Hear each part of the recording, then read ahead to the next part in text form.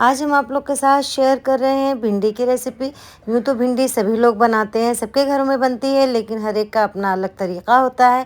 हम बनाएंगे बहुत ही कुरकुरी और बहुत ही क्रिस्पी सी भिंडी, बहुत कम मसालों के साथ, बल्कि सिर्फ 2 चीज़ें इसमें जाएंगी। उसके बावजूद भी ये भिंडी बहुत ज़्यादा लाजवाब बनकर तैयार होती है। जो भिंडी नहीं खाता होगा, इसे खाने के बाद वो भी खाने लगेगा। तो आप ट्राई ज़रूर करिएगा एक बार मेरे स्टाइल से। उम्मीद है इंशाअल्लाह आपको ज़रूर पसंद आएगी। अस्सलाम वालेकुम, कैसे हैं आप लोग? उम्मीद है आप अपने घरों में शाद और आबाद होंगे। मैं हूँ फरहाना, घर का जायका विद फरहाना में आपका वेलकम करती हूँ। तो चलिए शुरू करते हैं।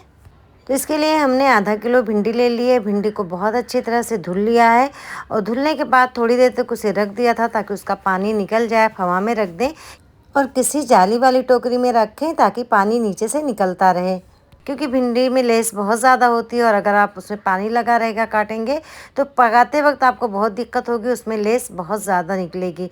तो हमने कढ़ाई को रख दिया है चूल्हे पे गर्म होने के लिए। कढ़ाई गर्म हो जाएगी, हम इसमें डाल देंगे 2 टेबल स्पून के करीब ऑयल। बहुत ज़्यादा तेल भी नहीं जाएगा, आप चाहें तो 2 टेबल स्पून से थोड़ा कम भी डाल सकते हैं। मैंने 2 टेबल स्पून से थोड़ा सा कम ही डाला है। इसमें अब मैं डाल दूँगी 2 लाल मिर्चें। लाल मिर्चों को मैंने तोड़कर डाल दिया है छोटे छोटे टुकड़ों में। जब मिर्चें थोड़ी सी हो जाएंगी, उनका कलर चेंज हो जाएगा, हमें इसे काला नहीं करना है, बस थोड़ा सा इसका कलर चेंज करना है, तब हम इसमें शामिल कर देंगे भिंडी को। भिंडी डालने के बाद हम फ्लेम को फुल ही रखेंगे। शुरू में आपको फ्लेम को फुल ही रखना है और भिंडी को लगातार चलाते रहना है। अगर आप भिंडी बनाते वक्त फ्लेम को फुल रखते हैं और लगातार चलाते रहते हैं तो आपकी भिंडी में लेस भी नहीं निकलेगी और आपकी भिंडी बहुत ही ज़्यादा कुरकुरी और एकदम अलग अलग बनकर तैयार होगी।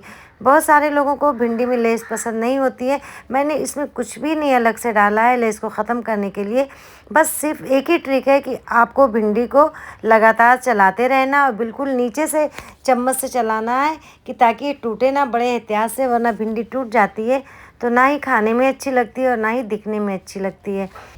और भिंडी जब भी बनाएं आप इस तरह खुले मुंह के बर्तन में बनाएं, बड़े बर्तन में बनाएं और इस तरह बिल्कुल फैलाकर पकाएं और समेट कर ना रखें कि एकदम इस तरह से कि इकट्ठी करके, उससे लेस पैदा होगी और आपकी भिंडी कुरकुरी नहीं नरम बनेगी।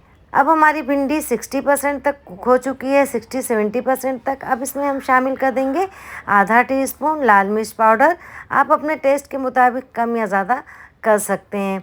जब भिंडी आपकी 50-60% तक हो जाए तब आप फ्लेम को मीडियम ही रखें, फुल ना रखें, लेकिन स्लो बिल्कुल भी ना करें। स्लो करने से आपकी भिंडी बहुत देर में बनेगी, उसका कलर चेंज हो जाएगा। अब हम इसमें शामिल कर देते हैं नमक, आधा टीस्पून के करीब। आप अपने टेस्ट के मुताबिक कम ज़्यादा कर सकते हैं।